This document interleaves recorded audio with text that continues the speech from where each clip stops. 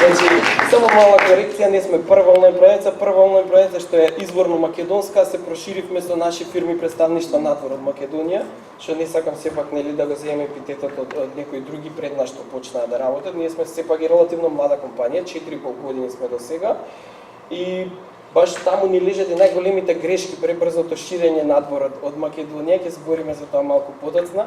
Го одбравте правиот период за да ме поканите, завчера е Black Friday, тоа знаете, за онлайн продажба, јас сум сега во облаци, буквално рекордна продажба, се е супер, во февруари не ме викајте за мотивацијски говори. Тогаш луѓето се опоравуваат нели од новогодишните празници, така да мило ми е што можам, што имам прилика да ви кажам, да споделам нешто за мојата предприемачка приказна. Таа е, да кажам, поделена во генерално два периоди. Првиот период е период на огромни успеси мои лични и на тогаш беше Купи од дома, подоцна се ребрендиравме. Значи, зашто велам огромни успеси? Што првите 2 години се правев и се ми одеше од рака. Односно нема време да ги согледам грешките што сум ги правил и лошите темели што сум ги поставувал. И за мене беше многу лесно и едноставно. Многу луѓе што мислат дека не е возможно, односно не е возможно да земеш инвестиција, ние земавме веќе 3 пати, мислам, инвестиција, сме македонска компанија. Прво отидов кај татко ми, тато, молим те, не го обновувај камионот, он работи со камиони, со транспорт. Молим те, не го обновувај камионот, инвестирај кај мене, боле ќе биде, пошто он се жали, тој бизнес веќе 10 години некаде. Инвестирај кај мене, боле ќе биде, еве ти ги математиките, ама ти не знаеш дали ќе биде вака. Автобусот во Турција, во Истанбул, преговарав со фабрика, најдов, договорив цена, види, ние трошиме толку производи, толку ги зијаме, толку вака, пак некако син му на Facebook продава, татко ми до ден денес нема ни Facebook, а не па Instagram или нешто друго. Така да, сине, не, ова си е сигурно. Добро тато, бизнес клуб Ангели, отидов таму, влегов во последна фаза преговори, приватно најдов други 2 инвеститори, што значи, кога сите ми кажаа не, ствари му објаснив дека не е, да кажам, еден дел од процесот за доаѓање до да. Значи, тоа е еден вид на пат на елиминација на, да кажам, можностите. Значи, тука имам една можност, не е во ред, следната не е во ред. Следните 2 можности ми беа и Бизнес Ангел клубот и нели приватни инвеститори двајца. Тие кога кажаа да, тогаш па татко ми се врати во игра, вика чекај што му вие ќе инвестираат, да јас ќе инвестирам, ќе го нека остане сине за тебе фирмата. Не го разбира америчкиот пристап за функционирање баш оној чист капиталистички систем и во ред се сложив супер. Тогаш отворивме фирмата во Србија, пошто тогаш јас нормално кога ти оди се наја во облаци. И одмајкам, тато слушај, со овие пари се и тука и Србија и се, јас ќе правам вака, јас ќе правам така, јас ќе правам, буквално во облаци. И функционираше. Тргнавме прва пратка, таму тогаш увезовме постелнини. 1000 постелнини сме продале во еден месец, тоа беше прв месец за работа. И сега тоа ние свртевме таму, не знам, 20.000 евра, мислам, да обрат тој месец. Ја викам готово, ова е бизнисот, ја милионер сум за година дена. Тоа беше пред 2,5 години. Барам нов инвеститор, сега ќе отвараме во Бугарија. Бугарија е во Европска унија. Викам, од Бугарија ќе продаваме и во Романија, и во Грција, sky's the limit. И што се случува сега?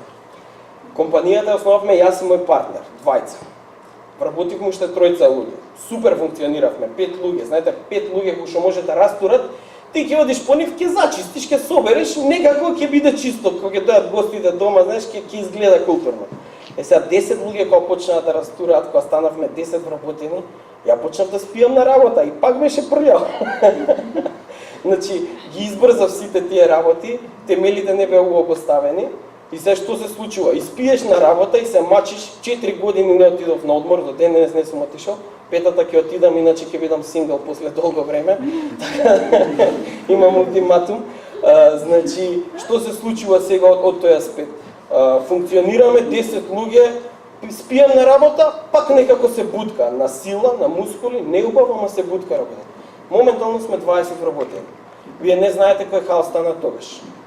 Моментално, еве, дури сме во фаза кај што ја паузираме Бугарија, Романија и Грција, чисто за да ги средиме малку темелите, за да можеме здрави понатаму нели да продолжиме со раст и развој како што треба, зашто неубаво поставени темели избрзано донесе кон толку многу проблеми и веќе проблемите станаа поголеми од мене. Кога мојот индивидуален ефорт не можеше да ги среди проблемите што настануваат од недобро поставен систем, недобро избран тим, настанаа огромни проблеми што не можеа преку ноќ да се решат и сега сме во процес на решавање.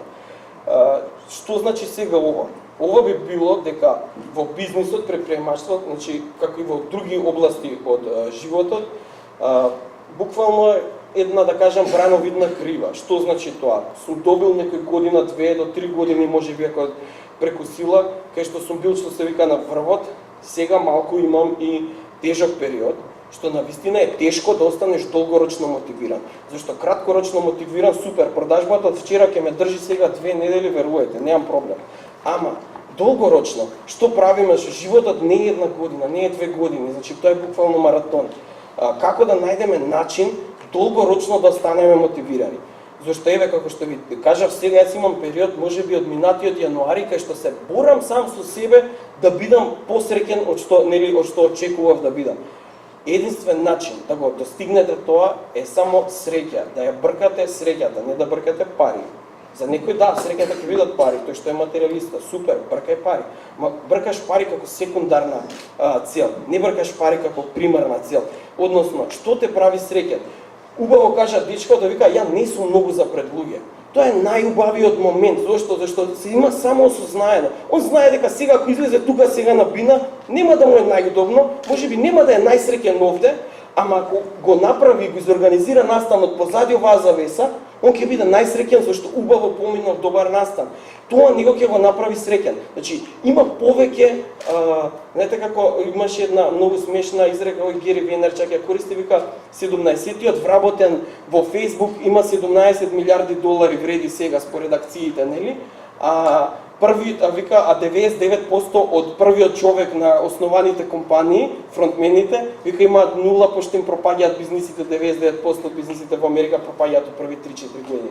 Значи, што сакам да ви кажам, долгорочно да останете во трката и да избуткате работата како што треба, а ова е правило, мислам дека и за надвор од бизнисот, тоа е да бркате среќа. Што ве прави вас среќа? Мене искрено ме прави среќен да имам фирма. Јас кога бев мал, растев во една балансирана фамилија, кај што мајка ми е академик, а татко ми е улична школа предприемач. И сега јас кога бев мал, мајка ми нормално не пере, не пегла, не носи на пливање, не носи на англиски со брат ми, трча по нас, не знае главата кај е, ама татко ми носи поише пари, ја нормално како мал, викам, тато, ја ќе бидам кod тебе, мама, ништо не знае. И сега, ја од мал, не сакајки, не разбирајки трудот и она што ми мајка ми што го правила за нас, да излеземе прави луѓе со брат ми, здрави прави денеска, значи, поценувајки го тоа, сепак мало дете не разбира, мене од главата во мал ми се вртело дека ја мора да бидам предприемач. Крајно подценувајќи ја мајка ми. Знаете кога почна да ја цена мајка ми? Кога поминавме 10 вработени. Зошто? Зашто кога учев маркетинг или економија или нешто друго, нели на факултет, што е ова жива глупост, ова кај нас нема што да се организацијски менеджмент. Кој организацијски менеджмент? Овој прави, ова. Знаеш, ги подценуваш секогаш работите, додека нема потреба од систем. Значи, додека сте 1, 2, 5 души, многу лесно се менаџира, многу лесно се функционира. Кога се зголемува организацијата, кога мора да има јасни процеси, луѓето треба да знаат точно што прават, треба да се добро обучени, да има добри процедури, добра организација, прави луѓе на прави места, тогаш почнувате да ги цените академските вредности. Што јас сум ги подценувал долго време, сега почнувам да имаме на нова основа на почит и кон тој дел. Што значи ова? Дека треба да се има баланс. Ама тој баланс треба да води кон што те прави тебе среќен. И ако моментално не знаеш, нема никаков проблем. Единствената грешка што може да ја направиш моментално ако не си среќен, е да дремеш и да чекаш да станеш среќен. Што значи тоа? Убаво пробај 10 работи по пат на елиминација, дознаеш што не те прави среќен. На крај не можеш да утнеш. Значи на крај можеш да немаш среќа, да пробаш 20 работи, 21-та ќе те прави среќен. Ако имаш среќа од прва ќе ја најдеш и ќе си останеш, ќе си го правиш тоа цел живот. Важно е да дознаеш, да се самоосознаеш, зашто само на тој начин ќе дојдеш до момент за ти да бидеш еден ден среќен. Ако ти не се знаеш себе си и тераш како што те учат луѓето дека сите треба да сме предприемачи, пошто сите можеме, не можеме сите. Јас не спиев, спремен си да спиеш на работа за нели да оствариш некои цели што не сум многу богат, значи не му мислите дека сум направил €1.000.000 сега, па ми се исплатило уопште. Спремен си за тоа, зашто предприемачот тоа го прави. Од друга страна, спремен си за да ги превземеш жртвите што ја носи вашата работа, твојата работа или една потенцијална работна задача. Тогаш ќе знаеш дали тоа е за тебе. Не е секој створен за се. Различни работи ги прават различни луѓе среќни, затоа мора да се осознаеме себе си и на тој начин да дојдеме до она што не прави нели среќни, а дали тоа ќе биде нели на кое поле или на кој начин ќе се пронајдете самите, тоа зависи само од вас. Важно е да барате.